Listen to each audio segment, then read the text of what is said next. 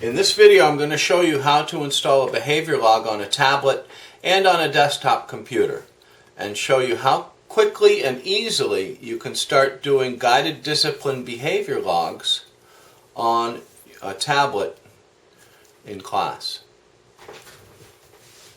And so we start out, we're going to need to log into our email account. So I'm going to go into Google Apps and log into my account.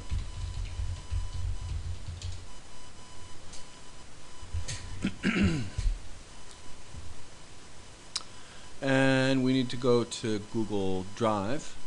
So here's Drive.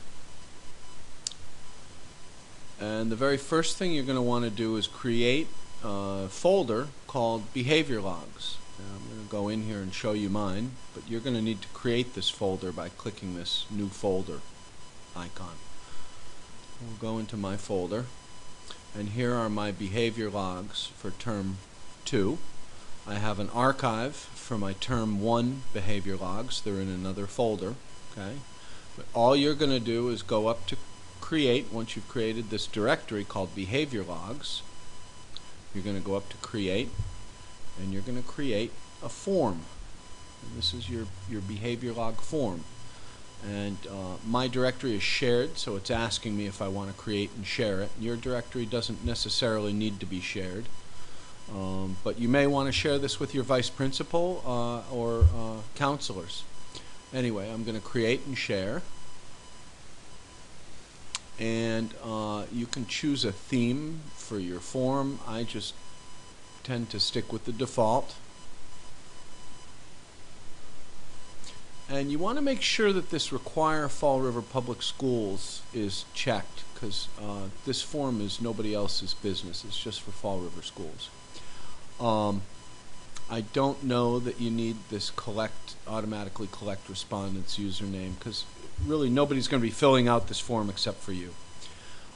Show progress bar, you don't need. This is a very short form. And the first thing we want to do is give our form a title.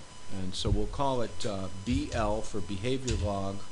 And I'm going to call, normally I'd put in my class number. I'm 8th grade, and this might be for 8C. But for this, I'm just going to call it test class. So this is a behavior log for a test class. And so now you can see it's named this form. And here's my first question. And my first question needs to be a radio button. We can see the different types of questions up here. Multiple choice, this is also called radio buttons, and checkboxes are the two types of questions that we're going to be using. Okay, but our first set of questions is going to be the student name. So we want that to be these multiple choice. We want it to be multiple choice. And so here we start typing in our frequent flyer names. So maybe Bobby is always out of his seat, and I'll put his last initial. These are fake names. And maybe Cindy likes to talk an awful lot. And perhaps Joey tends to touch other students too much. And the last one, so we put our frequent flyer students we want to list so that we can check these off, and I'll show you how this works. But we put in our frequent flyers here as a list. We don't want to put in all our students, because we want to design this form so we can fill it out very quickly in class. So we add this field called Other, and that allows us to put any student name. Okay? You want to check this box that says required question, because for every behavior log entry that we make, we need to have a student name associated with it. So this is a required question, and then we click Done, and you can see that it has generated our student name question. Okay? The next step is we're going to add another item, and this question is going to be, sorry, I just got lost here. Oh, sorry. That was if I want to add another frequent flyer. I could, no, that's not. I don't know what this thing is doing to me here. Oh, I've added two more questions here. I want to get rid of these. Sorry. We need to add, and this time I click this little down arrow. We need to add checkboxes. And these checkboxes are all the things that they may be doing that are causing problems in your classroom. So this is behaviors. And they're going to be checkboxes.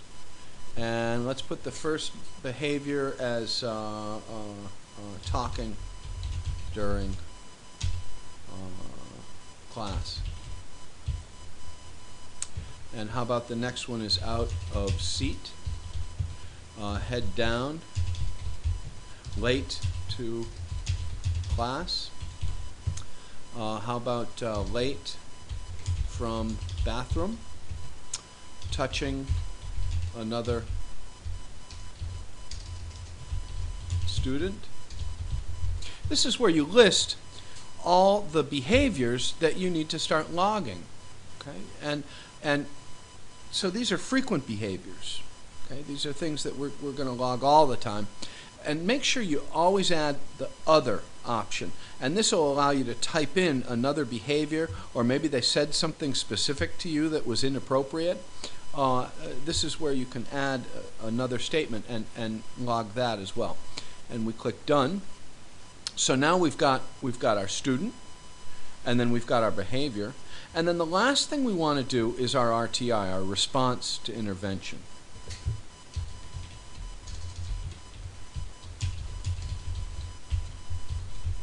Okay, and that's also going to be checkboxes because we may have multiple responses. And for me, my first response is a signal. In other words, if Bobby's talking too much, I'll ask him to be quiet. My second response, and of course, while I'm recording this, I can't remember what my is a mini conference. That's where I'll go over and ask him. And then my next response is normally a take 5. So you can go take 5, and my next response is an after-school meeting, and my next response maybe is sending him to the office. So these are my responses, and again, always add the other so that you can put a response that is not listed. You may have students where you need to do that. And we click done. And now we are done with this form. Okay? We're done with this form. The very important down at here, show link to submit another response. Very important that that is checked. And now, in finishing this, the last thing we want to do is send form. And we want to send the form to ourselves. There we go. I want to send this form to myself because I need this link so I can set it up as a quickie button or shortcut on my tablet and on my desktop. So I click send here. And the very last step, we're waiting for that, and the very last step here is to make sure that the form is accepting responses. Okay? And it is. So now we can view the live form on this computer. And here is the form. Okay, here's the form. And so if Bobby starts talking during class and he's out of seat and his head is down, I will signal him, and then I gave him a mini conference and I asked him to take 5, and he's all set. He did what was necessary.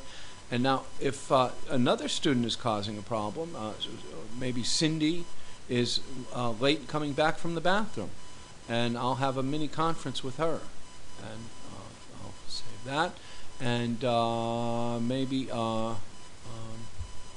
Roger is touching another student, and maybe he also inappropriate language. Okay, so I can type in another. And I signaled Roger, and I also asked him to rephrase.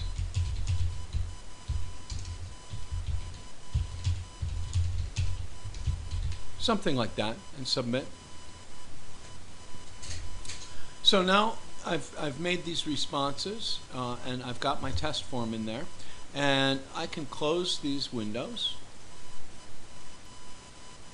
So here is the email I sent to myself with the form, the link to the form, and this is important on your tablet, because we'll open this email up on my tablet and show you how to set this up. But I'm going to show you how to set this up on the desktop right now. But first, I want to show you the spreadsheet that it's creating. So I go to my Google Drive, and Google seems to do updates and not tell us about them. Anyway, in my behavior logs, I've got this BL test class. But if I look in the root of my drive, it has stuck this untitled form, and that's the spreadsheet. See, here's my data for Bobby, Roger, Cindy, and Joey. Here's my data. That's actually the spreadsheet for my BL test class. Let me take you back there again, behavior logs, BL test class. So I want to rename this form, rename to BL test class.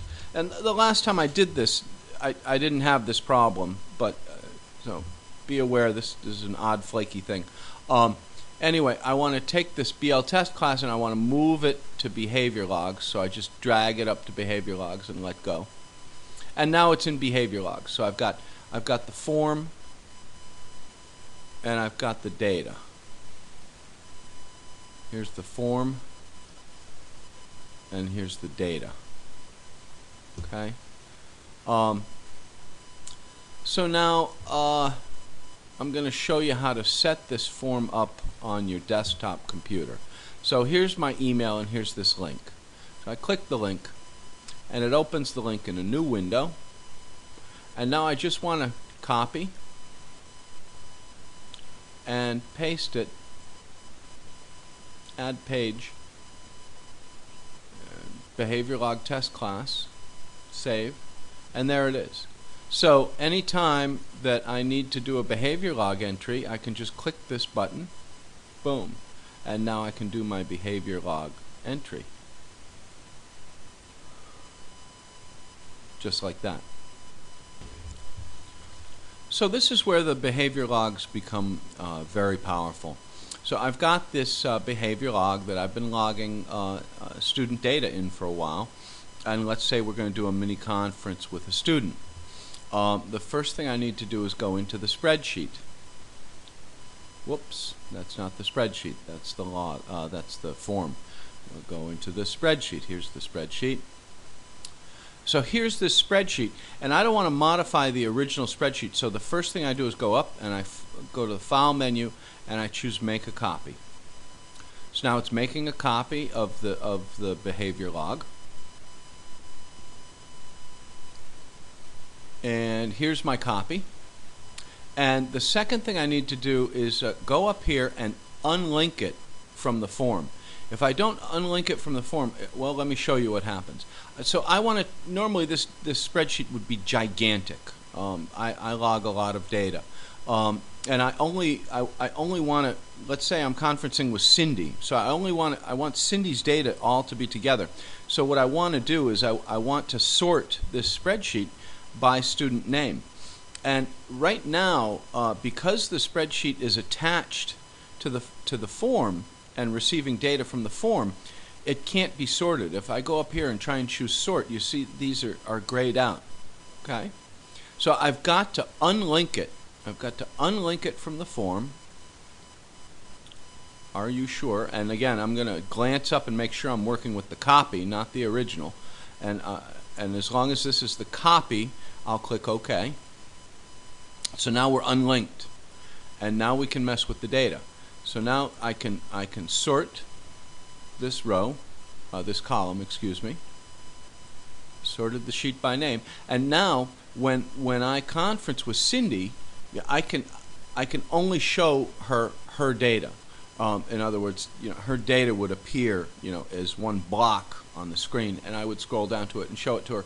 Or if I was really concerned, I can delete the data of other students around her and just show her her information. And this is where this becomes very powerful as a guided discipline tool, because now this student can see all these nutty things that they're doing in class, or a parent if necessary.